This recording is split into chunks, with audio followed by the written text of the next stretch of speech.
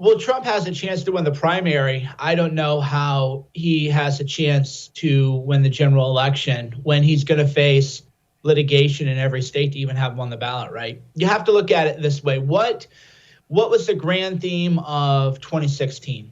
Well, part of it was he was an insurgent candidate. People didn't take him seriously. He got away with a lot of things he wouldn't have got away with.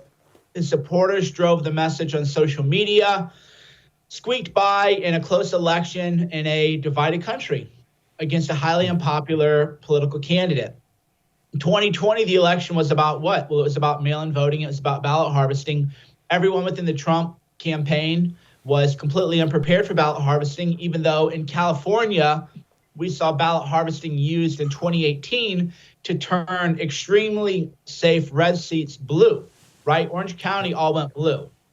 So we saw that. Nobody was prepared in 2020 for ballot harvesting, even though people in California were screaming at the campaign, you better be ready for this. Ignored. Well, what's 2024 going to be? 2024 is going to be the lawfare election. They're going to try to keep him off of every ballot, just like they did Marjorie Taylor Greene as that quote unquote insurrectionist. That's all coming. Things that we can't even imagine are going to come. And who is Trump going to have represent him in all these cases? They're not prepared for it. They're not equipped for it. As the 2020 stuff showed, they're even less equipped for it now. So unfortunately, voters aren't really going to decide 2024. It's going to be lawyers and judges. And on that front, Trump has no artillery. Nothing matters if you're not going to ballot harvest and figure out the mail-in voting. To go back to one of your previous points, you were talking about the conditions of 2016. Is there a suggestion that the conditions today, politically, him, social media, all the rest, is completely different than back in 2016? And do you think he can't use that same way, but is there a different way?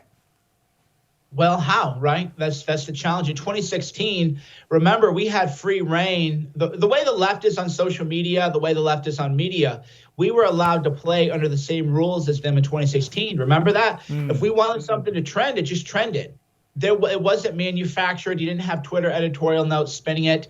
You didn't have all of these fake fact checks where they try to take something that you said, which is an opinion, and somehow find a little thing that you claim is a factual claim in there. And then they go, well, actually, that factual claim isn't really true. Therefore, we're going to reduce distribution. The Hunter Biden stuff was, of course, disinformation by the left and by the FBI to censor an important story, right?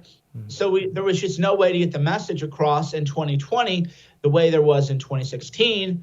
And in 2024, that's going to be even less. I mean, maybe Twitter is around then. I don't know.